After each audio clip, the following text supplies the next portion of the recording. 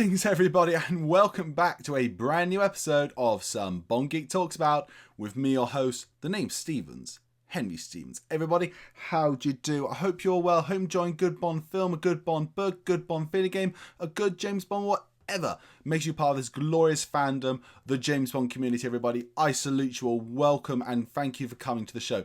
And today we're going to be discussing the only direct sequel in the film franchise, the 22nd James Bond film overall. That is Daniel Craig's second James Bond film, Quantum of Solace. Also actually meaning a measure of comfort. I wonder if any of you knew that. If you did, bravo you guys, you're legends. But before we get into that, everybody, let me just do my little quick bit of house cleaning right now. Can I ask if you haven't already, like and comment and subscribe to the channel. Don't forget to click the notification bell icon to see future episodes and videos. And definitely subscribe because we have not only other reviews of the films, we have editorials, we have top 10s, what if scenarios on the series, and trailer reactions, everybody. We've got it all here for all your James Bond needs. We got it here, everybody. But right now, let's get into it, everybody. So, here is my initial quick reaction of Quantum of Solace. And that is, what an awful disappointment. I will go into some more detail, everybody. But quite frankly, Quantum of Solace just annoys me on so many levels. Mainly, and just summed up quick before we get into real detail here for you, everybody. It has so much potential and such a really cool idea, concept of what they're doing. And it ended up just being, in my opinion, one of actually, of all time, the most annoying James Bond films I have ever watched in my life, everybody. That really is. But we got to get into this right now, everybody, because now it's part of the review, everybody, where I discuss my own personal history with the films and the games and the music, the whole franchise, everybody, my relationship to each thing about it, me growing up with it. That's one of the reasons we do this channel here. So let me tell you about this now. When I think of Quantum of Solace, I think of a couple of things. Number one, I remember when it got announced, just the excitement I had for it, everybody. I thought, this is going to be the first direct sequel. You know, they're going to do a direct sequel to Quantum of Solace. This could work. This could really, really work. You know, I very much believe that Diamonds Are Forever should have been a direct sequel to On Her Majesty's Secret Service, but they went in a different route. Some people might say it was the best route.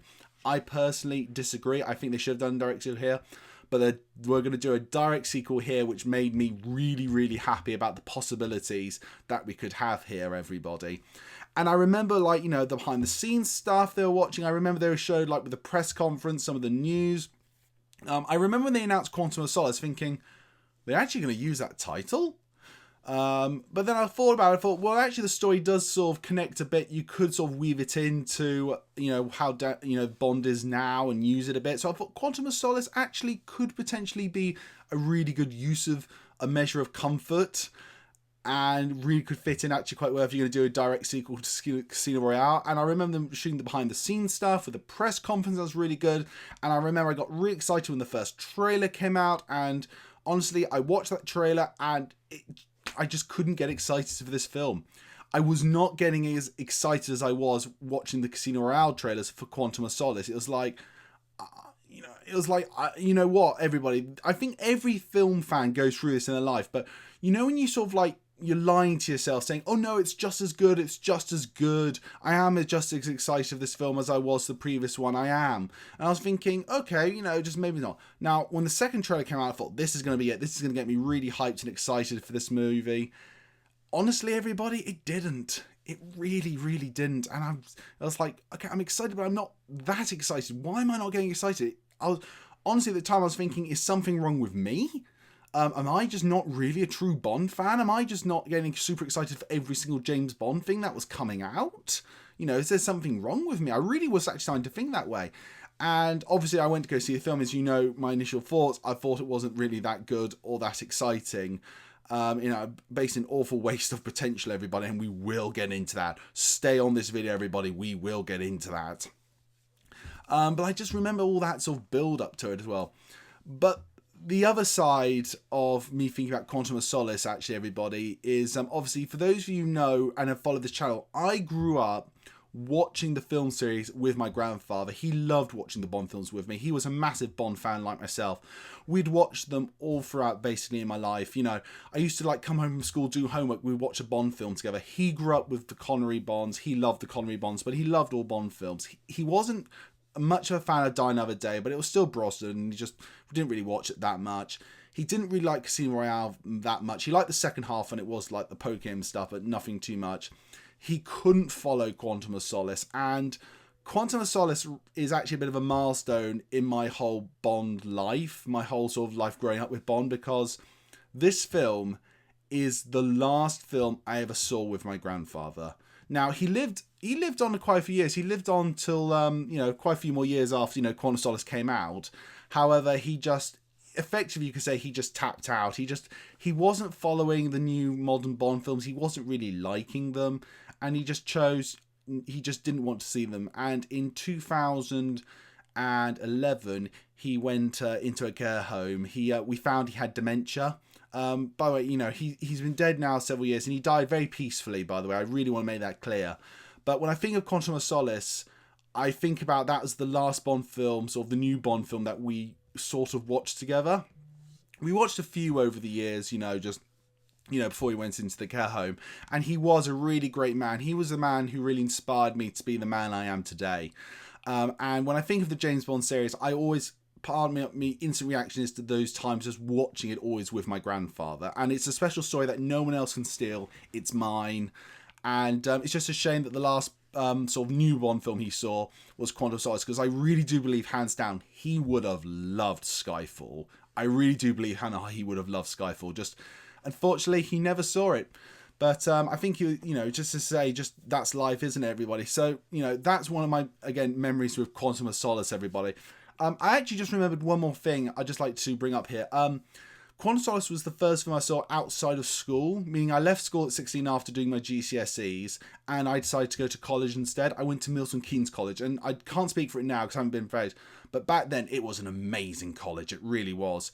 And I remember obviously just starting college and, knowing that the new Bond film was coming out, and I sort of connect Quantum of Solace with my college years, my 2 years at college. It was really, so that's sort of another personal connection I have to it.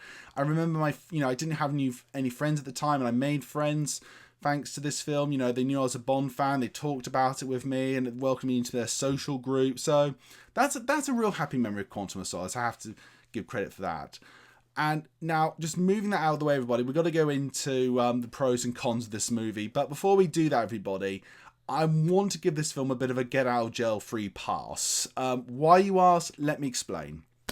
As much as I'm about to rip apart why I don't like Quantum of Solace that much, you can't deny the fact that it was made during a Writers Guild strike. Now, I am no member of the Writers Guild of America. I do not represent them in any sort of way or anyone attached to it. I don't know even anybody in the Writers Guild of America.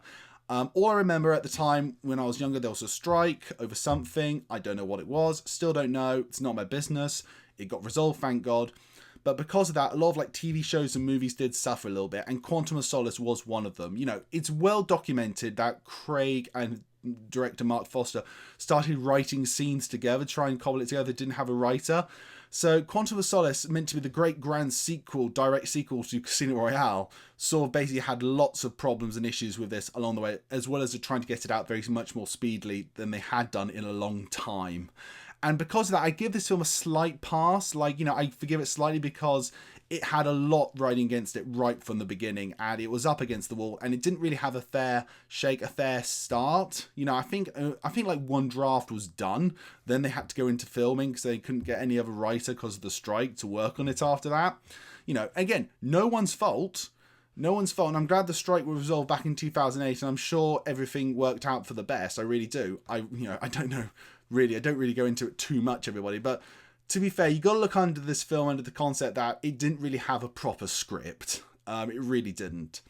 But outside of that, there are things in this film, I'm sorry, I just cannot forgive. I cannot forgive. And one of them, and I'm going to say it now, and I'm not going to lie, this might end up being a bit of a rant, is the bloody annoying thing that started because of the bloody Bourne series. It's this bloody shaky cam and quick cut editing. Everybody, let me be perfectly clear with you all. I really, really F-word, S-word, B-word can't stand bloody shaky cam and quick cutting. Who thought it was his brilliant idea to suddenly shake the camera about like this and then do quick cutting, snap, snap, snap in a second? Okay? Who thought this was a brilliant idea is an absolute nincompoop. It is one of the most annoyingest things I've ever had in the film history of my life. I'm just livid at anyone who does shaky cam and quick cutting. It's just, what is the point, everybody? Film is a visual medium. You're meant to take it in visually. It's a visual experience. Who makes a movie where you can't see what's going on, or it's going so fast in the editing because for some reason they can't do it that you can't see it? Why? You know, recently at the time of this recording, that G.I. Joe Snake Eyes film has come out, and people are saying the same thing. They use shaky cam and quick cutting. No one could follow it, and I bet that's one of the reasons the film failed. And again, I go back to the Bourne series. I swear it was the Bourne series that made this very, popular, this shaky cam and quick cutting. Damn you, Bourne series. Damn you. Okay? You ruined, and because of that, they said, let's copy that with Quantum of Solace. And I think so much of the problem with Quantum of Solace is that bloody shaky cam and quick cutting. You know, it has a lot of other problems as well. It really, really does. Don't get me wrong. But my God, thank God they never did it again. I hate shaky cam and quick cutting. Why? It I think for the most part ruined this Bond film for a lot of reasons. And another thing I want to state really here right now is the bloody awful title song. Okay? Another Way to Die, and I don't normally talk about Bond titles very much, so I'm saving it for something later, is one of the worst Bond film songs ever. I actually think the song Another Way to Die is worse than Madonna's Die Another Day. It's so earache to watch. I don't want to hear it. It's dreadful. I can't stand it. You know, it's just like literally, normally I don't normally fast forward at all in my Bond films. Quantum of Solace, you bet yourself I'm going to fast forward over that title sequence. Apart from looking dreadful, that song I do not want to hear in my life. You know, literally, if I'm working out or driving, I hear Another Way to Die comes on, I literally went skip. I literally just say skip and skip over it. I do not like that song, everybody. It is just unbelievably awful and just sets such a bad taste in the mouth. Another thing, everybody, that I really can't stand in this film is the villain's plot. It's terrible. It's not like, right, we're going to, in the past, you've had great villains who want to take over news media, basically terrorize, nations. And here, just like, right, we're going to steal all the water from this poor third-rate country and charge them $2 instead of $1 for their water. How much do you think you'll make? $20,000? Really? Sissy? Go away. Just go away. Go away and come up with actual proper villain scheme, okay? If this is meant to be this evil organization, Quantum, and you're seriously going to make just an evil scheme that probably might get you $20,000, just you're not worthy of being in this Quantum organization. Just go away. Go away. The villain plot is terrible, and it's like, it could have been, I think, so interesting and so good, and you could have actually used the blackmail of water in so many other different ways. Oh my God, it's so annoying, and it's just so terrible. And it's like, it's not really properly explained that well. It's almost like the plot of the story is second in the story. It's not really a main focus. This has to be, without a doubt, one of the utter worst James Bond villainous plots in the entire franchise. Tell me if you disagree, everybody. Really tell me if you disagree. But I think Dominic Greene should literally go, right, you're a member of Quantum. Yeah, I'm gonna demote you to cafeteria man for this, because, like, my evil scheme of stealing the water supply. What? From people who can't afford it right now, you can expect them to pay more about it? Yes. Dumbass! Just absolute dumbass. It's just awful. And you know what? Out of all of that, another thing, these are the real massive things I have about this film. A thing that just really annoys me about this film is it doesn't know what it wants to be. You had the origin of Bond in Casino Royale. You could have then taken that character and moved it forward in a story connected to Casino Royale and had Bond on his next part of his life and understanding the sort of person he is now.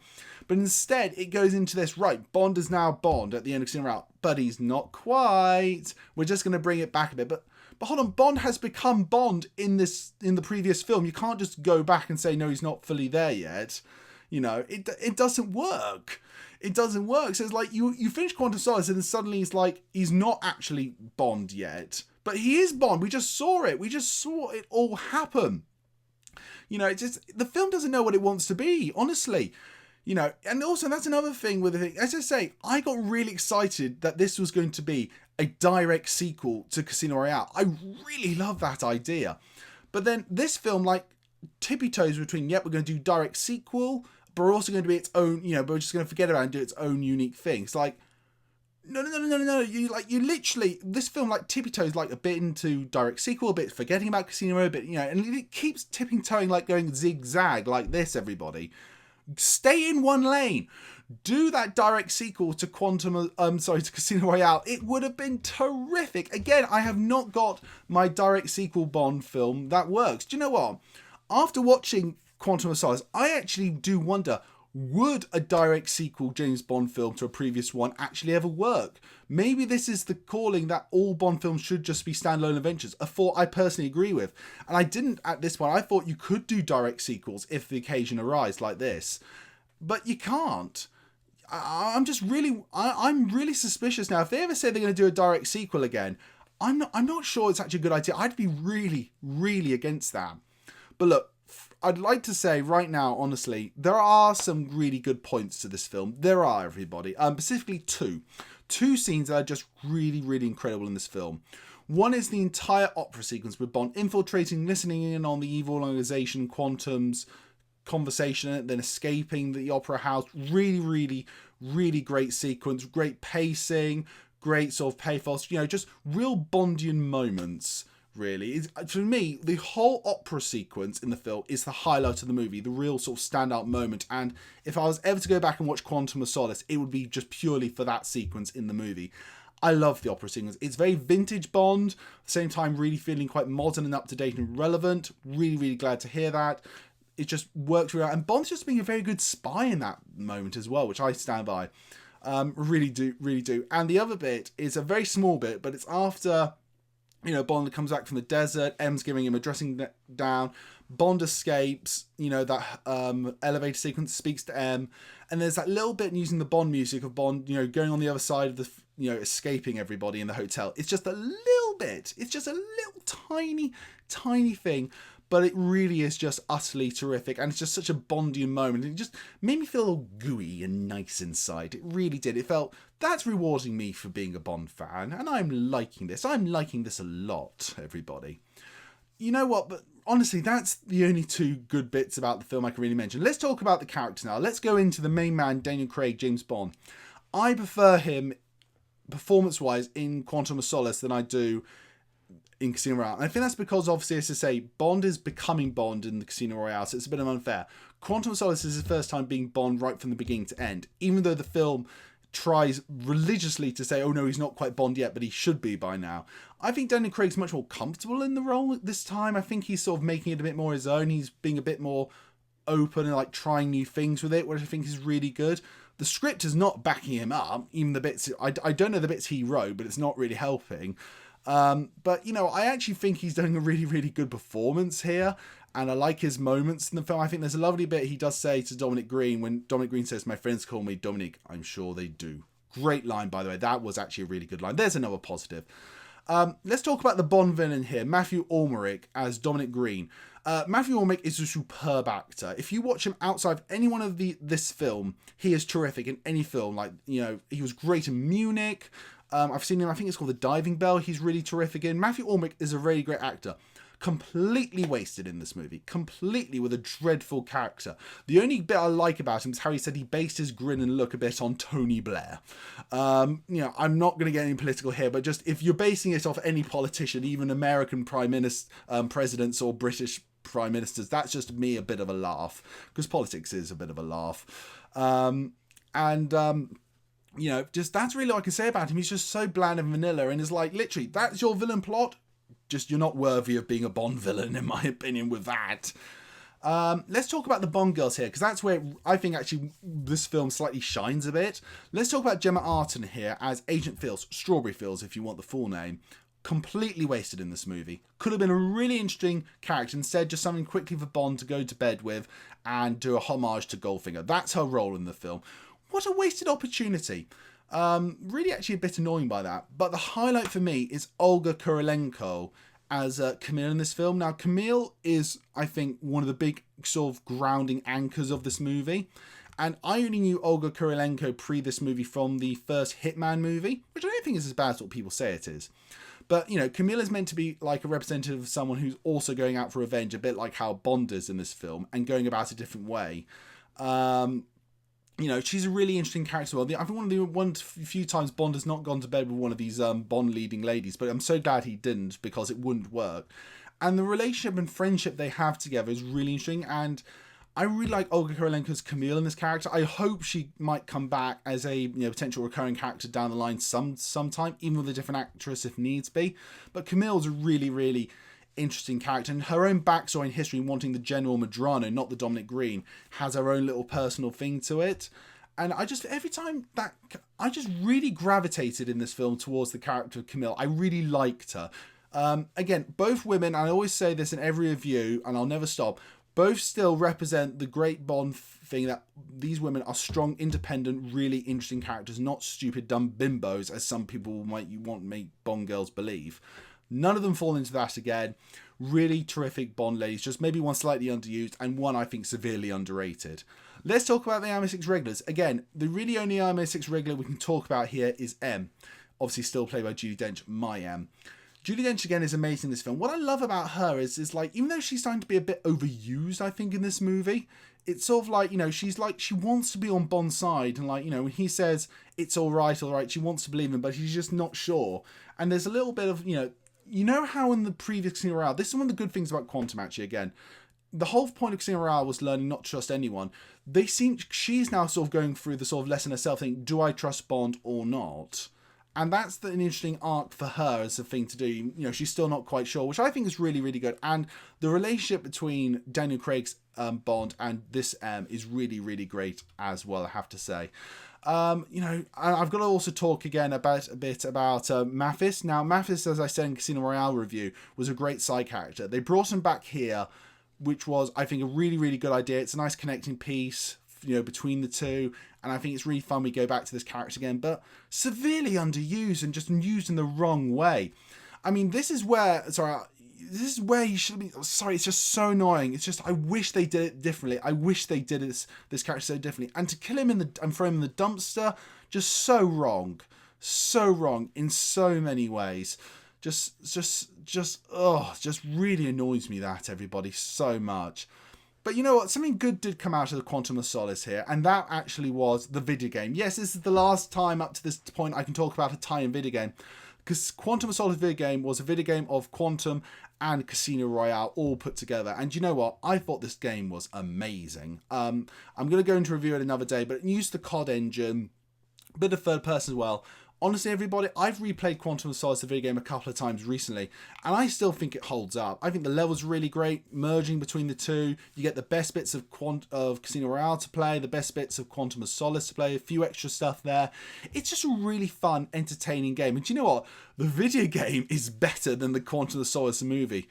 Oh, do you know what, everybody? Just Quantum of Solace just annoys me for so many reasons. I think it's such a wasted pure potential of a movie. It just annoys me so. You know what, everybody? I'm so annoyed by Quantum of Solace so much. What I did with Diamonds Are Forever, I'm going to have to do with Quantum of Solace. Stay tuned, everybody, for this Thursday coming up, when I'm going to have to talk to you all about how I would do Quantum of Solace. Otherwise, I'm just going to burst. It's just, I've got to tell you all what I think it should have been. This is just such a wasted opportunity, everybody. Everybody, my name's Henry Stevens. This has been some Bond Geek Talks About. Look forward to my version of Quantum of Solace coming soon. Bye.